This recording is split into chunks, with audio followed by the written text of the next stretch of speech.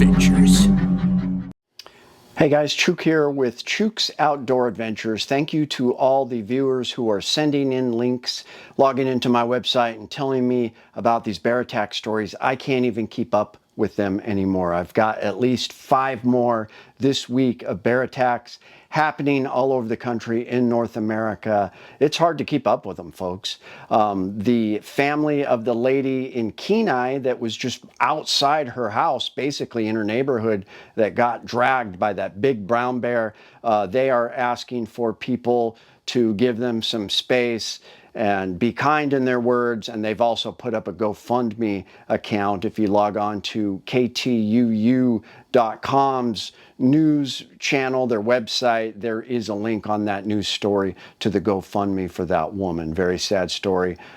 We hope she's okay. So there's just been so many stories going around. We've had attacks, of course, the last couple years. It's always Montana, it's always Wyoming, a handful in Idaho, of course, all around the state here in Alaska. We've gone over Canada, we've gone over Connecticut, Florida, and now we've got one this week from Arkansas.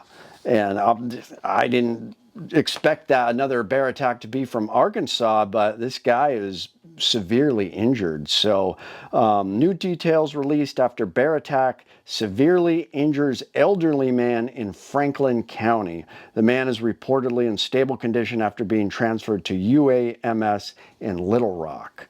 So this was published September 3rd. This is a pretty recent story.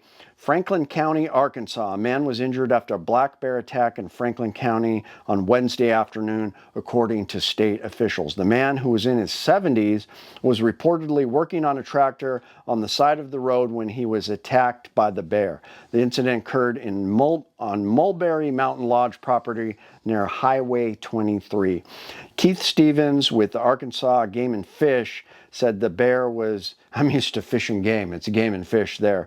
The bear was eventually killed by game wardens after the man's son witnessed the attack. Officials say the man was first airlifted to a hospital in Fayetteville with severe injuries before being transferred to UAMS in Little Rock. He's reportedly now in stable condition. That's good to hear.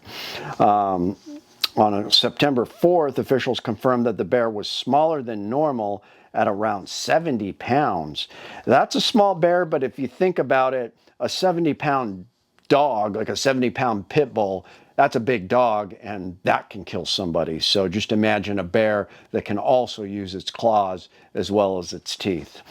Trey Raid with AGFC confirmed a Game and Fish large carnivore biologist collected the bear, transporting it to Russellville with plans to perform testing and a necropsy because this kind of attack is unusual. Well, maybe there, it's not unusual here. Is it exceedingly rare to have a black bear attack on a human? Well, not here, it's not. It's not something that happens very often with black bears. I would disagree with that. Reed said, I've been at Arkansas Game and Fish Commission for almost 20 years and have never heard of a black bear attack on a human. Reed said there was an incident nearly 3 decades ago involving bears and an injured person, but he questioned that even qualified as a bear attack. With no other known attacks in recent history, he said the incident on September 3rd stands out. An unprovoked attack, you know, it's like just unheard of, honestly. The euthanized bear was taken to Russellville where it'll be tested, and they're going to look at the bear's brain even, and they're going to test it for rabies. So Reed spoke to the increase of black bears in Arkansas, part of a wildlife reintroduction project that took black bear numbers from just 50 or 60 to the thousands. That's a big growth. The return of black bears to Arkansas is considered one of the most successful wildlife reintroduction stories in the history of North American wildlife management, Reed said. I don't have an exact number, several thousand bears we estimate in Arkansas. So we tracked them with radio collars. Reed said that if bear's stomach has human food in it, that may indicate the bear had been fed by people and lost its fear of humans. That's fair. That could have happened. Tourists in the area said they aren't usually worried about black bears. I know there's definitely wildlife out here, but you've got to be cautious of. But in the back of my brain, I'm always like, well, they're probably more scared of us than we are of them, Steve Lukert said. And that's true in some cases. With a 70-pound black bear, you would have been all right with a 9mm, 40 Smith & Wesson, even better. Up here, I usually suggest 44 Magnum and up. With semi-autos, we're pretty fond of the 10mm. My Dan Wesson Razorback chambered in 10mm.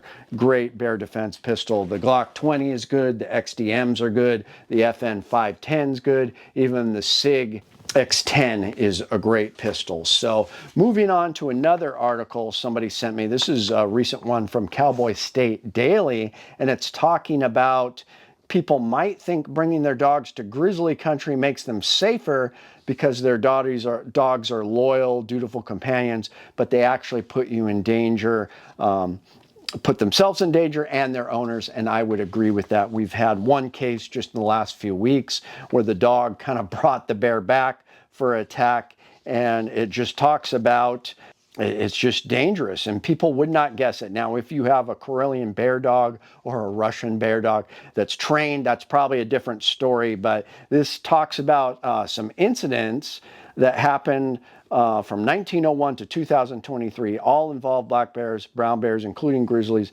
and polar bears. So there was this team of researchers analyzed 326 bear-human conflicts involving dogs, and the study showed that the dogs didn't help and they made things worse. The only good thing, I think, is when you're camping and the dogs will start barking and alert you, or in your home that there is a creature coming towards you. That happens, but a lot of the time the dogs take off and then the bear chases them, the dog comes straight back to you and brings the bear back, and that's kind of what they are saying here. So people need to realize the ancient rivalry between bears and wolves, and that goes with a lot of animals. Moose hate dogs because they, liken them to wolves, which they hate even more. So it's a grudge match. It's a very ancient match. They just don't like them. When dogs aren't on a leash, they're tied to the bear attack victim. However, if an owner is prepared with a defense mechanism such as bear spray or a firearm, it can actually be better if the dog is on a leash. This is why I like Cowboy State Daily. They are one of the only news organizations that actually suggests firearm versus bear. Firearm is a deterrent to bear attacks because it's been proven that firearms work. Bear spray is good, but I believe firearms are better. Yeah, poorly trained dogs allowed to run off leash in bear country are a recipe for disaster. One or two things is going to happen, Ward said. A loose dog is going to bring the bear back to you, or they're going to become lunch for the bear. So there you go.